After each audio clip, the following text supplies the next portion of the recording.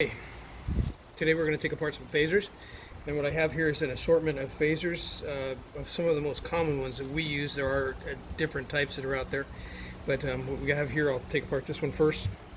And these are our newest version of 3.5 is the externally springs operated. So in other words, this external spring that sits on here winds up kind of like a clock spring, and what it does is it will bring it back to zero. So we're going to hydraulically actuate it and then bring it back to zero with a spring, working against the spring pressure. And I actually have one apart right here. They're not designed to come apart, and so these bolts don't like to come out. But it's pretty simple in its operation. A couple of things that are taking place inside here is we have a oil pressure button that sits on here, and when this thing gets oil pressure, when there's no oil pressure, this thing's locked, and so the cam is locked solid. This inner piece here and this outer piece are separated from each other, but when there's no oil pressure, this pin falls into place and locks it. I'll kind of show you here. This pin comes out to there and it drops into a groove in this other plate right here. Okay, you can see where it sits in that groove. I think you can see that in the video here, and that locks it in place.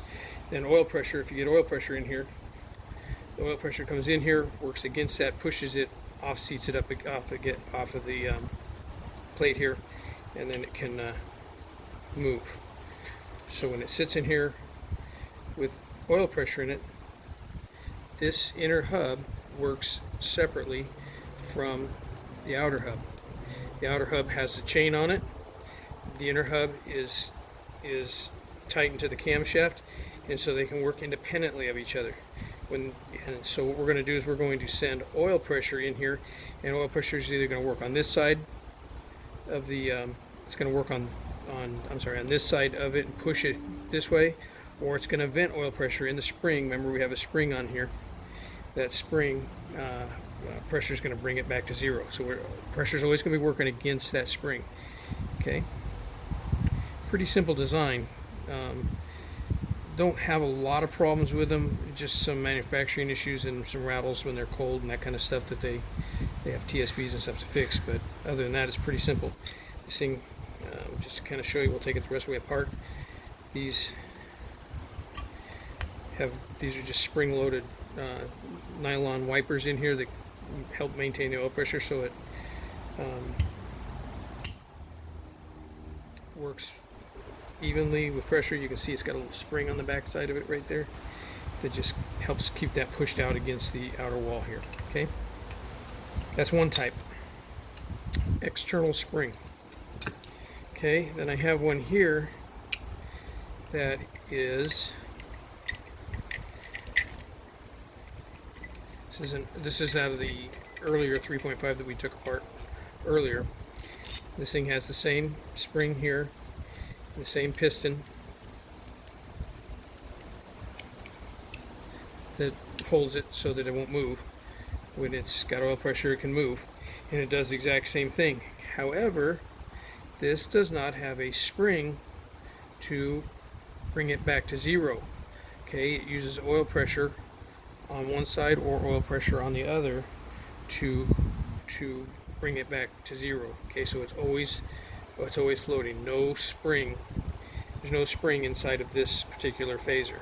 Okay, so that's another type. Let me see if I can get it apart here. This one doesn't use nylon wipers. These are actually metal wipers inside here. A little spring that keeps them pressed up against the side.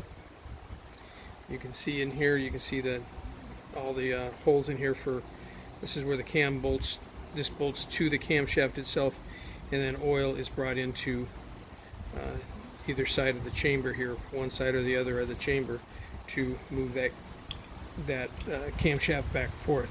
And again, this side here is connected to the timing chain, which is connected straight to the crankshaft, and that's another type that we use.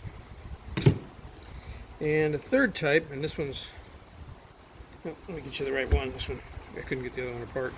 This one here, this is interesting. This is spring returned. Oil pressure works on it. Again, we have our piston in here. Okay, and this thing moves back and forth, but it has a spring. You can see this spring in here.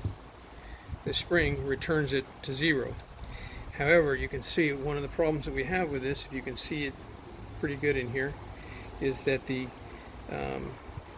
springs, if they break, they turn into all kinds of little pieces, and these little pieces work their way out of here back through the oil hole in here, and they'll work their way back into the camshaft, and then once they're in the camshaft, they start eating up the cylinder head.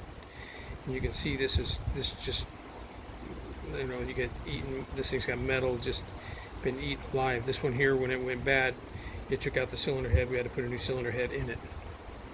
But this is another type. So this one is spring return, just like the first one I showed you that has the a spring on the outside, only this has a spring on the inside. So we also have some that are like a helical cut gear that moves the camshaft with a helical cut gear. Some of our really early contours and stuff like that. I don't have anything like that to show you because they're really old and we don't have them. So I don't know that there's much else to talk about on these. When they have a problem, where they rattle or do something wrong, we don't fix them, we just replace them. Okay, so thanks for watching.